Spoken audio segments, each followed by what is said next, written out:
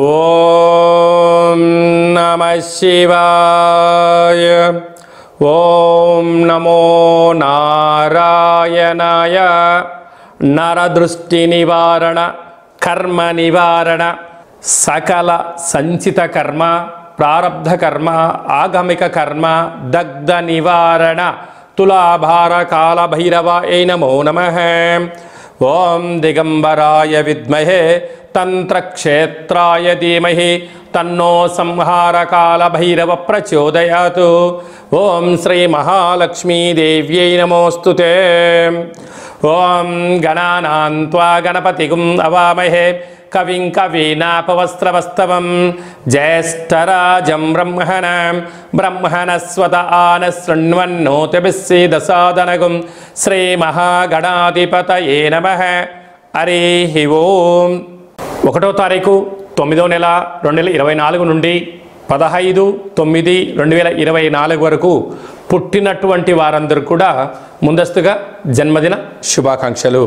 గతంలో వివాహం అయినటువంటి వారికి వివాహ వార్షికోత్సవ శుభాకాంక్షలు.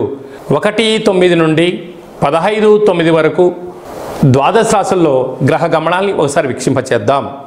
వృషభ రాశిలో దేవగురు బృహస్పతి శత్రుస్థానంలో సంచార స్థితి. మిథున రాశిలో కుజ భగవానుడు, కర్కాటక రాశిలో బుధ భగవానుడు, సింహరాశిలో ఏడాది తర్వాత రవి భగవానుడు, కన్యరాశిలో శుక్రుడు మరియు కేతు సంచార స్థితి, కుంభరాశిలో శని భగవానుడు వక్రగమన సంచార స్థితి, మీనరాశిలో రాహు భగవానుడు సంచార స్థితితో ద్వాదశ రాశుల్లో గ్రహ గమనాలు ఈ విధంగా ఉన్నాయి. అందరికీ ముందస్తుగా వినాయక చవితి పండగ శుభాకాంక్షలు. వినాయకుడు అనగానే అవిఘ్నములను తొలగించి ఐశ్వర్యాన్ని ప్రసాదించేటువంటి భగవంతుడు కనుక ఆది పూజ్య మహాగణాధిపతి. అంటే ఏ పూజను మనం ప్రారంభించాలనుకున్నా పసుపుతో చేసిన గణపతి స్వామికి మనం పూజ చేసుకుంటూ ఉంటాం.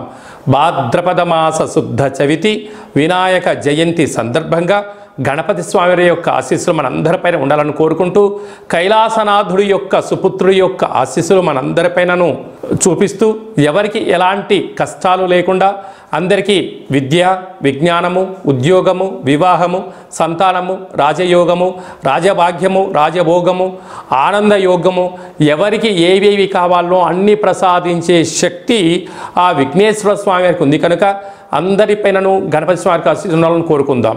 దయచేసి వినాయక చవితి రోజు సాయం సంధ్యాకాల సమయంలో ఎవరు దయచేసి ఆకాశంలో ఉండబడినటువంటి చంద్ర భగవానుని ఎవరూ దర్శించవద్దు.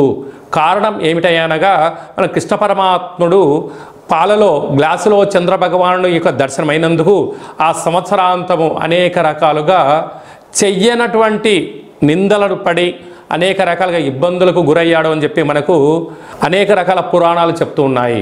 కనుక దయచేసి మనం ఎవరము కూడా చూడకుండా ఉండే ప్రయత్నం చేయండి.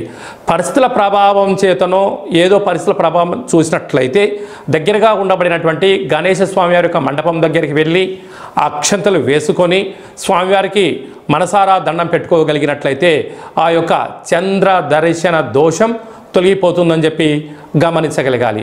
వీలైనంత వరకు కలుషితము కానటువంటి అంటే రసాయనిక రంగులతో తయారు చేసినటువంటి వినాయకుడిని కాకుండా ఆర్గానిక్ సహజ సిద్ధమైన రంగులను ఏర్పాటు చేసినటువంటి గణపతి స్వామిని పూజించుకుందాం.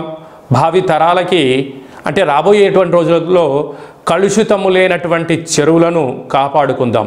ఎందుకనగా చెరువులో వేయడం వలన నీరు కలుషితమవడం, అందులో ఉండబడినటువంటి జలరాశులు అంటే చేపలు కానీ కప్పలు కానీ అనేక వానపాములు కానీ అవి మరణించకుండా కాపాడుకునే బాధ్యత మన అందరిపైన ఉందని చెప్పి కూడా గమనించగలగాలి.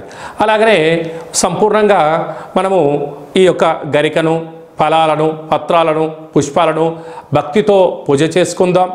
గణపతి స్వామికి ఆశీస్సులు పొందుదాం. అనేక మందికి ఆదర్శంగా ఉందామని చెప్పి కూడా గమనించాలి. ధనుసు రాశి జాతకులు సోమవారం అమావాస్య, సోమవతి అమావాస్య సందర్భంగా, మంగళవారం అమావాస్య కాళామావాస్య సందర్భంగా, అష్టమి బుధవారము కాళాష్టమి సందర్భంగా ఎలాంటి విధులను పాటించాలో ఈ వీడియోలో సవివరంగా సంపూర్ణంగా తెలుసుకుందాం. ధనుసు రాశిలో ఏ నక్షత్రాలు వస్తాయనగా మూలా నక్షత్రంలోని 4 పాదాలు, పూర్వాషాఢ నక్షత్రం 4 పాదాలు, ఉత్తరాషాఢ నక్షత్రంలోని 1 పాదం కలిపితే ధనుసు రాశి అవ్వడం జరుగుతుంది. అలాగే చాలామందికి పుట్టినటువంటి కాల సమయంలో డేట్ ఆఫ్ బర్త్లు సక్రమంగా లేనటువంటి కారణం వలన పేరు యొక్క మొదటి అక్షరాన్ని అనుసరిస్తూ ఆ రాశిని తెలుసుకునే ప్రయత్నం చేద్దాం.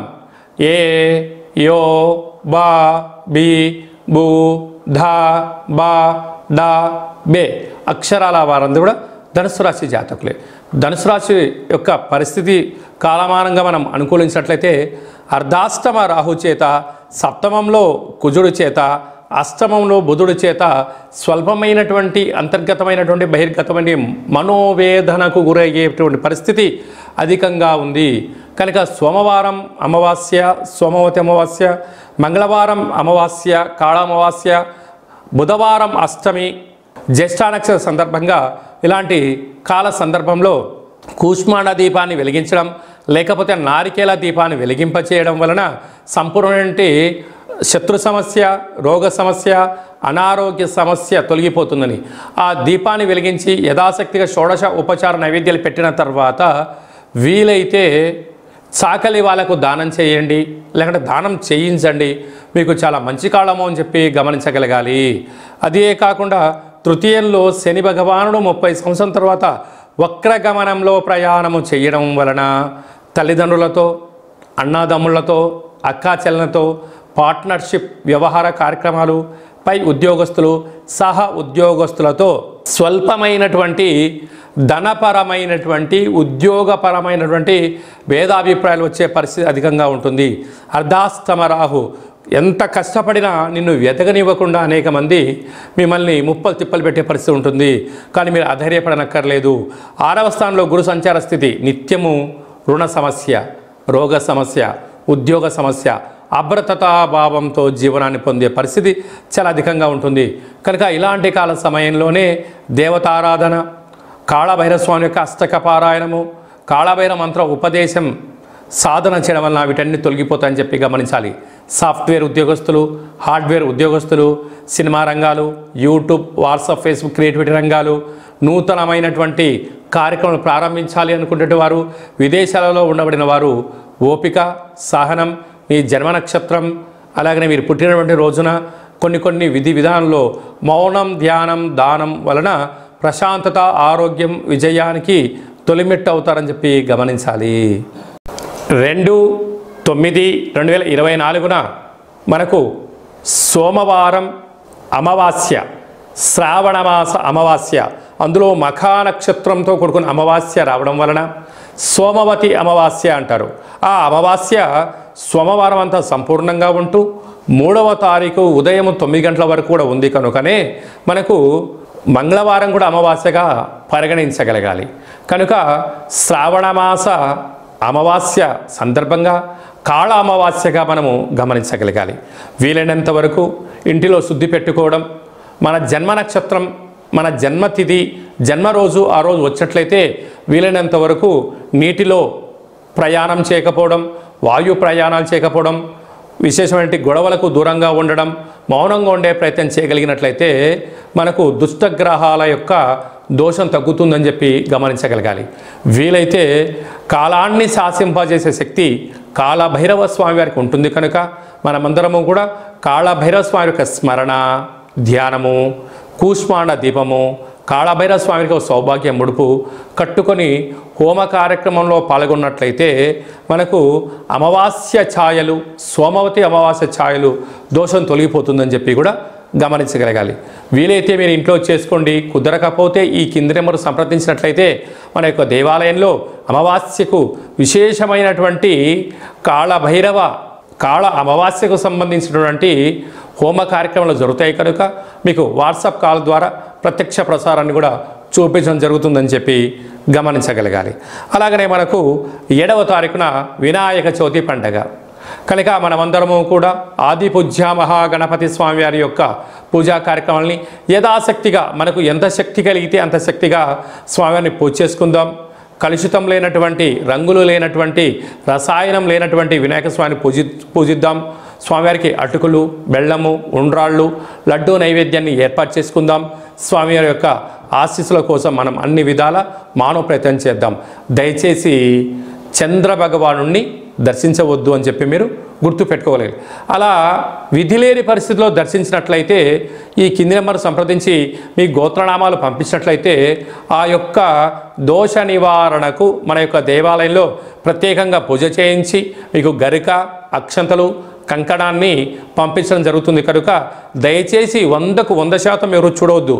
తెలియని పరిస్థితిలో చూసినట్లయితే ఈ కింద సంప్రదించండి. మీకు మంచి సలహా సూచన ఇచ్చి అష్ట కష్టాలకు మనము కేంద్ర బిందువు కాకుండా అష్ట ఐశ్వర్యం స్వాగతం పలకడానికి ఏమేం కావాలో సలహాలు సూచనలు ఇవ్వడం జరుగుతుందని చెప్పి గమనించాలి. అలాగనే మనకు 11వ తారీఖు భాద్రపద మాస శుద్ధ అష్టమి బుధవారము, జ్యేష్ఠ నక్షత్ర సందర్భము. ఇది చాలా ఒక 18 సంవత్సరాలకు ఒకసారిగా వచ్చేటువంటి బుధవారము, జ్యేష్ఠ నక్షత్రము, అందులో అష్టమి తిథి రావడము. అంటే వినాయకుడికి ఇష్టమైన రోజు బుధవారము, బుధుడి యొక్క నక్షత్రము జ్యేష్ఠ నక్షత్రము, అందులో అష్టమి తిథి రావడం అనేది చాలా అరుదుగా వస్తుంటుంది. కనుక మనం అందరము కూడా తంత్ర వరసిద్ధి మహాగణపతి స్వామి యొక్క పూజ చేసుకున్నట్లయితే వీలైతే ఈ మంత్రాన్ని స్మరణ చేసి ఏదైతే మనం కోరుకుంటామో దాన్ని విజయం సాధించడం జరుగుతుందని చెప్పి గమనించగలగాలి. మంత్రాన్ని చెప్తాను, ఒకసారి నోట్ చేసుకోండి. ఓం శ్రీం హ్రీం క్లీం గ్లౌం గం గణపతయే వరవరద సర్వ కార్యం. అంటే మనం ఏదైతే కార్యం అనుకుంటున్నామో ఆ కార్యం పేరు అనుకొని వశమానయ స్వాహ అనేటువంటి మంత్రాన్ని ఒక 27 సార్లు తగ్గకుండా రోజుకు ఒక 108 సార్లు ఈ మంత్రాన్ని ఉచ్చరింప చేయగలిగినట్లయితే మనకు కష్టాలన్నీ తొలగిపోయి ఐశ్వర్యానికి స్వాగతం పలుకుతూ ఆ పని మనకు అనుకూలించేటువంటి విధంగా తంత్ర తాంత్రిక వర కాల విఘ్నేశ్వర స్వామి యొక్క ఆశీస్సులు మనపైన ఉంటాయని చెప్పి కూడా గమనించాలి. ఈ విధంగా మనమందరము కాళభైరవ స్వామి యొక్క ఆశీస్సులు పొందుతాం, విఘ్నేశ్వర స్వామి యొక్క ఆశీస్సులు పొందే మానవ ప్రయత్నం చేద్దాం. ఇంకను ఈ యొక్క భాద్రపద మాసంలో మనం విజయం సాధించగలగాలి అన్నట్లయితే ఒక్కసారి ఈ పాత్రను చూసినట్లయితే ఒక పాత్ర కంచు పాత్ర, కాళభైరవ స్వామికి అక్షయ పాత్ర అని చెప్పి గమనించగలగాలి. ఈ యొక్క అక్షయ పాత్రను మనం ఎలా సద్వినియోగపరచుకోవాలో ఒకసారి చూద్దాం. ఇలా ఒకసారి శబ్దం చేసినట్లయితే ఈ పాత్రలోంచి ఓంకార శబ్దం రావడం జరుగుతుంది.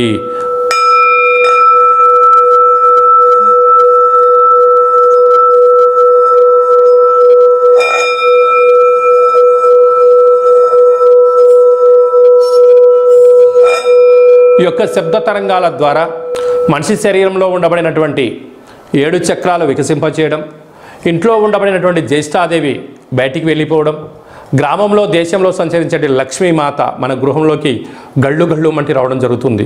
ఈ యొక్క అక్షయపాత్ర, కాళభైరవ స్వామి యొక్క పిరమిడు, డాలరు, కంకణము, కాళభైరవ హోమము, 27 రకాల వస్తువులతో దిష్టి తీయించి మీకు పంపించడం జరుగుతుంది. ఒక్కొక్క నెలలో ఒక్కొక్క కాళభైరవ స్వామి వారు ఉంటారు. ఆ కాళభైరవ స్వామికి ఆశీస్సుల కోసం ప్రతి నెల మీ యొక్క గోత్రనామంతో ఇక్కడ పూజ చేయడం జరుగుతుంటుంది. కనుక మనమందరము కూడా అక్షయ పాత్రను సొంతం చేసుకుందాం, ఐశ్వర్యానికి స్వాగతం పలుకుదాం. అలాగనే మీ వ్యక్తిగత జాతకం తెలుసుకోవాలనుకుంటున్నారా? మీ పేరు, పుట్టినటువంటి తారీఖు, నెల, సంవత్సరం, సమయం రాసి మీరు వాట్సాప్ పంపించగలిగినట్లయితే సంపూర్ణంగా 100 సంవత్సరాల జాతకాన్ని వ్రాసి పంపించి మీరు పుట్టినప్పుడు గ్రహ గమనాలు ఎలా ఉన్నాయి, ప్రస్తుతం ఎలా ఉంటున్నాయి, రాబోయే కాలంలో ఎలా ఉండబోతున్నాయో సవివరంగా సంపూర్ణంగా తెలియజేయడం జరుగుతుంది. అలాగనే చాలామందికి పుట్టినటువంటి కాల సమయంలో డేటా ఆఫ్ బర్త్లు లేనటువంటి కారణం వలన మీ పేరు యొక్క మొదటి అక్షరాన్ని అనుసరిస్తూ రాశిని తెలియచేస్తూ గ్రహ గమనాలను ఎలా ఉన్నాయని తెలియచేస్తూ రమణ శాస్త్రం ద్వారా అనగా గవళ ద్వారా కాళభైరవ ఉపాసన చేత భూత భవిష్యత్ వర్తమానాన్ని తెలియజేయడం జరుగుతుందని చెప్పి గమనించగలగాలి. కనుక ఆసక్తి గల వారందరం కూడా వ్యక్తిగత జాతకాన్ని తెలుసుకుందాం, జాతకంలో ఉండబడిన అడ్డంకులను తొలగించుకుందాం, ఐశ్వర్యానికి స్వాగతం పలిగేటువంటి అద్భుతమైన కాళభైరవ స్వామి ఆశీస్సులు పొందుదాం. కనుక వ్యక్తిగత జాతకం తెలుసుకోవాలి అనుకుంటున్న వారందరూ కూడా ఈ కింది నెంబర్ని ఆన్లైన్ ద్వారా కానీ ఆఫ్లైన్ ద్వారా కానీ వాట్సాప్ ద్వారా కానీ సంప్రదించి అపాయింట్మెంట్ తీసుకొని సంప్రదించగలరు. మీ యొక్క జాతకాన్ని సవివరంగా సంపూర్ణంగా తెలియచేస్తూ మన యొక్క దేవాలయంలో కాళభైరవ హోమం జరిగినప్పుడు జాతకం చెప్పించుకుంటున్న ప్రతి అందరికీ కూడా ఒక వీడియో కాల్ ద్వారా కాళభైరవ స్వామికి చూపించి ఆశీస్సులు కోసం ప్రయత్నం చేయడం జరుగుతుందని చెప్పి కూడా గమనించగలగాలి. ఇంకనూ విశిష్టత ఏమిటనగా వినాయక చవితి అనగానే అనేక మండపాలలో అలంకరణ మండపాలు ఏర్పాటు చేసే విధానము వైవిధ్యభరితంగా ఉండడం జరుగుతుంటుంది. అలాగా గణపతి లడ్డు అనేక మందికి రావాలి, అదృష్టం కావాలి అని అనుకుంటూ ఉంటారు చాలామంది కూడా. అలాంటి వారందరూ కూడా గతంలో లడ్డు కొన్న వారందరూ కూడా మన యొక్క దేవాలయంలో మీ పేరు నమోదు చేసుకున్నట్లయితే మీ యొక్క అంటే మన గ్రామము, మన పేరు, మన మండపము, ఏ సంవత్సరం లడ్డు కొన్నాము అనేటువంటిది మీరు వివరాలు పంపించగలిగినట్లయితే గణపతి లడ్డు అనేటువంటి ఒక సర్వే మహోత్సవ కార్యక్రమం చేస్తూ ఉన్నాం. ఈ సంవత్సరం ఎవరైతే లడ్డు కొన్నారో వారందరికీ ఒక వేదికను ఏర్పాటు చేయడం జరుగుతూ ఉంటుంది. అనేక దేశాలలో కూడా లడ్డు వేలంపాట జరుగుతూ ఉంటుంది. అలాంటి వాళ్ళందరినీ ఒక ప్లాట్ఫామ్కి తీసుకొచ్చి ఒక ముఖాముఖి హిందూ ఆధ్యాత్మిక సమ్మేళన కార్యక్రమాన్ని చేయడం జరుగుతుంది. కనుక గత సంవత్సరంలో అంటే గత 20 సంవత్సరాలుగా మీరు ఎక్కడ లడ్డు కొన్నా ఆ సంవత్సరము మీ పేరు గోత్రనామాలు రాసి మాకు వాట్సాప్ పంపించగలిగినట్లయితే ఆ సంవత్సరం లడ్డు కొన్నటువంటి వాళ్ళందరినీ కూడా ఒక వేదికపైకి తీసుకొచ్చి హిందూ ఆధ్యాత్మిక లడ్డు మహోత్సవ సమ్మేళనాన్ని ఏర్పాటు చేస్తున్నాం.